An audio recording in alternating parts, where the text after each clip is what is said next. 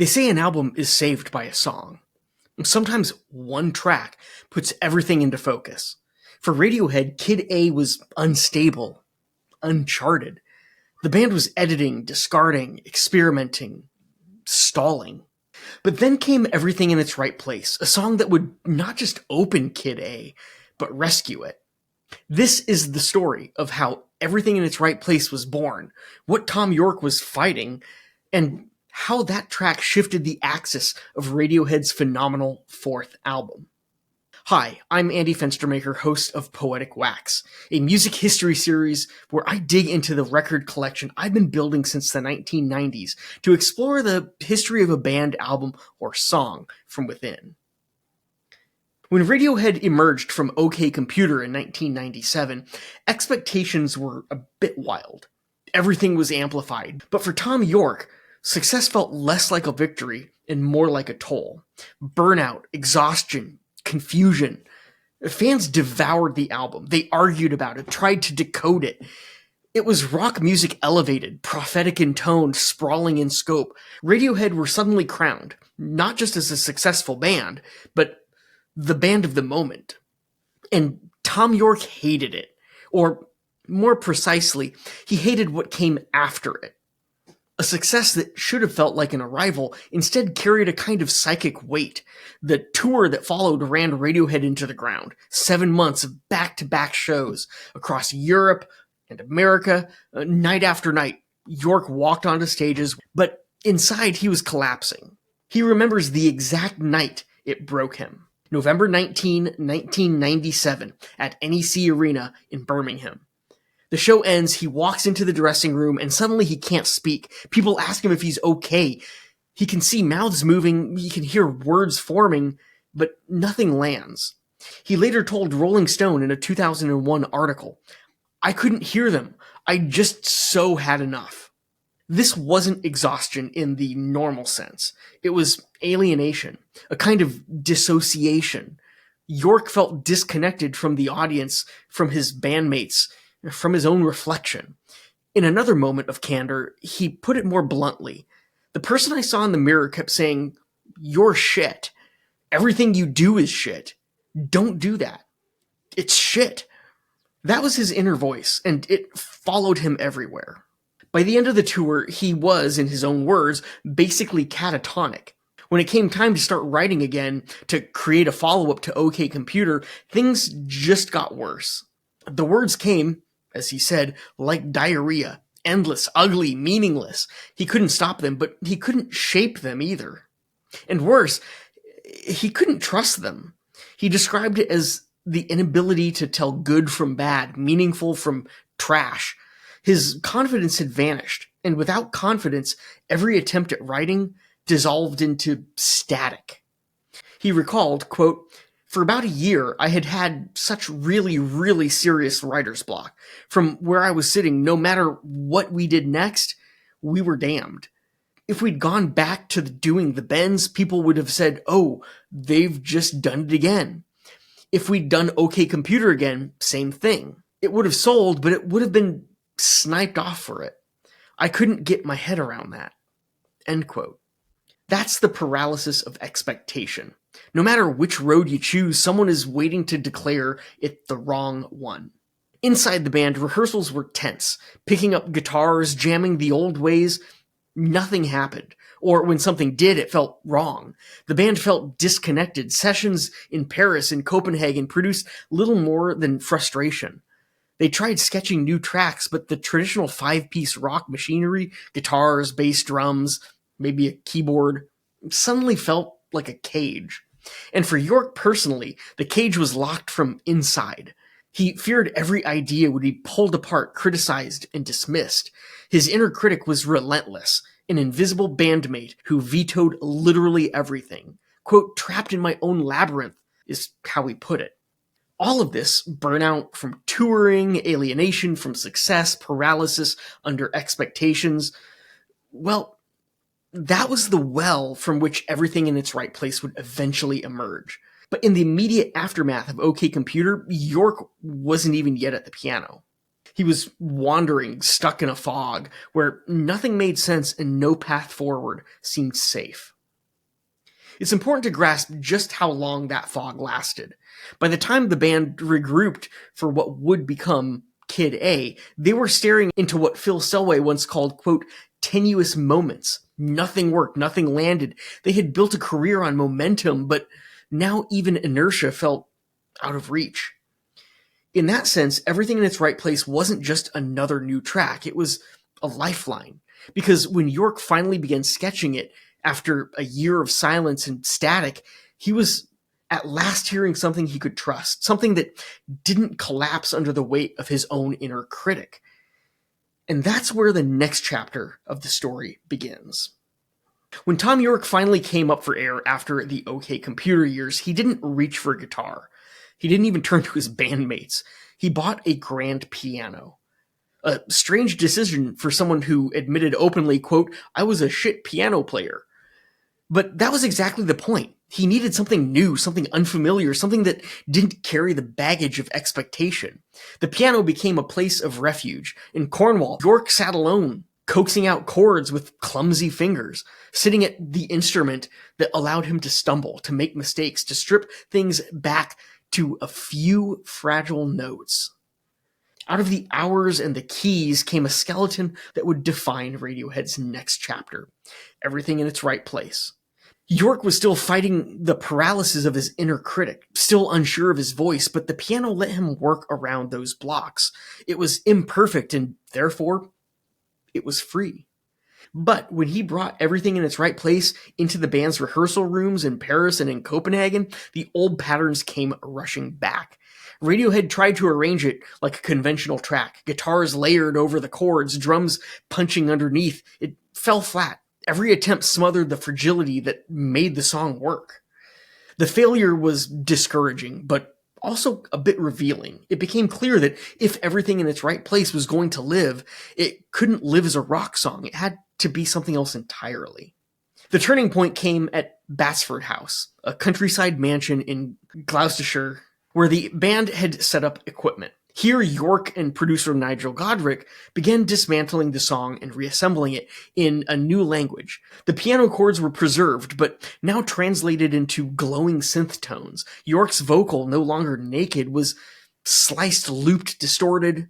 Using Pro Tools, they experimented with scrubbing the vocal track, dragging it back and forth like physical tape until it sounded more like a ghost than a human voice. For a band that had built its reputation on guitars and drums and soaring choruses, this was disorienting, but it was also liberating. Johnny Greenwood later admitted, quote, Everything in Its Right Place was the first track that everybody sat around going, yeah, that makes sense. That's where we're heading, somehow or other. They could throw away the map, abandon the structures that had defined them, and still find meaning in the rubble. It gave them direction. Colin Greenwood recalled that Nigel Godrich himself wasn't entirely convinced at first, but slowly as the textures came together, as the negative space became part of the composition, the track revealed itself. The song was proof that restraint could be as powerful as rhythm, that sometimes the bravest thing a band can do is step back and not play at all. For the first time in years, he felt like he was hearing himself again, hearing something that wasn't instantly annihilated by the inner critic. In making that leap, the song gave Radiohead its compass. It showed them that the way forward was through atmosphere, texture, and vulnerability. It was through stripping away everything, down until all that was left was undeniable. That's why the band knew almost immediately that this track had to open the album. The song was a declaration. The moment you hear those chords, you know that you're not in OK Computer anymore. You've stepped into a whole new world. If the sound of Everything in Its Right Place was radical, so too were the words. Fragmented, disjointed, almost nonsensical. Not nearly as much as Fake Plastic Trees, though. For listeners expecting another Paranoid Android or Karma Police, these lines sounded like scraps of overheard thoughts caught in a loop. And that was the point. Yorke admitted the song was about, quote, trying to fit into the right place, the right box, so you can connect. It's the language of someone overwhelmed, stripped of narrative, and speaking in flashes. Take the most famous line, "Yesterday I woke up sucking a lemon." On paper, it looks absurd and surreal, but Yorke explained that it centered around the face you make when everything tastes sour, and that he wore the face for 3 years. It's a confession disguised as nonsense, a private code that still communicates despair. Other lyrics emerged from what he called his, quote, trapdoor moments, when he'd be mid-conversation and suddenly feel himself falling through the earth. Anxiety turned physical. Alienation made flesh. That's what makes the lyrics work. They're broken in the same way Yorke felt broken. Their ambiguity is their honesty. The vocal loops only heighten that effect, as if Yorke is arguing with himself, cutting in and out, haunted by echoes. Where earlier Radiohead albums found meaning in big, sweeping statements, Everything in Its Right Place is all fragments and repetitions. The words don't add up to a story, but they create a state of mind. It's less about what Yorke is saying than about how disoriented he sounds while saying it. By the time Everything in Its Right Place was realized in its final form, something inside the album had shifted. It ceased being a record of ideas and experiments floating in chaos, and it acquired direction. As Ed O'Brien reflected, quote, "Everything in Its Right Place was the first completed track. It forced the issue immediately." Phil Selway felt its power too. The track demanded acceptance that not everyone had to play every instrument, that restraint could be as potent as explosion. In a band where each member was used to filling space, this was a quiet revolution. Yorke's synth chords and fragmented vocal loops were enough to establish an entire world, and the rest of the band learned to orbit in it rather than overwhelm it. That lesson reshaped how they approached the entirety of Kid A. Before Everything in Its Right Place, the sessions had been a blur of dead ends. Ideas tried, abandoned, second-guessed. But with this song, the fog began to clear. It set the mood, and more importantly, it set the rules. Silence was valid. Atmosphere was structure. If a track demanded only one or two elements, then that was enough. Sequencing the album was suddenly obvious. This song had to be first. It was the doorway to the record, a statement of intent that told listeners to leave their expectations behind. And once that decision was made, the other songs fell into place. You've got the icy abstraction of Kid A, the glitch of Idiotech, the haze of How to Disappear Completely. All of them were, in some sense, framed by the gravity of the opener. The confidence Yorke discovered in Everything in Its Right Place carried through the rest of the sessions. Without it, Kid A might have remained a collection of sketches, experiments without form. It might have become King of Limbs. But with it, the album finally had a spine. What does it even mean to say Everything in Its Right Place saved Kid A? Not that it rescued it commercially. Not just that it quelled Thom's insecurities. It literally redefined what the album could be. It shifted the band's aesthetic. It legitimized telescopic weirdness over guitar solos. It said, this is a record where feeling can be measured in space and silence as much as in volume and melody. That's the kind of rescue that's hard to measure. Without this track, Kid A might have remained an unfinished experiment, a sketchbook of fractured ideas, and with it, the album crystallized into a true statement. When listeners first pressed play in October of 2000, they were greeted by disorientation. The soft pulsing synths and stretched, scrambled words were alien, but it was confident in its alienation. That opening told you everything you needed to know. This was not OK Computer 2. This was not The Bends Part 2. Hell, this wasn't even Pablo Honey.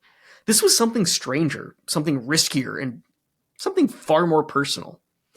A band at its peak can burn the script and still create something lasting. Radiohead did that in Kid A. It set a precedent that they could follow instinct rather than expectation, and their audience would still follow them into the uncharted territory. It showed him that fragments could be enough, that atmosphere could carry meaning, that not everything needed to be explained. Maybe that's why the track lingers all these years later. When you put on Kid A and hear that first swell, you're stepping into the same paradox Yorke faced in the late 90s, a world where nothing feels right, but where somehow everything is in its right place. When I say that everything in its right place saved Kid A, what I'm really saying is that it gave shape to chaos. It turned Paralysis into momentum. It let one of the most important bands of the late 90s walk through fire and emerge with a record that still disorients, still inspires, and still feels like a door into another world. And honestly, that's a legacy worth saving.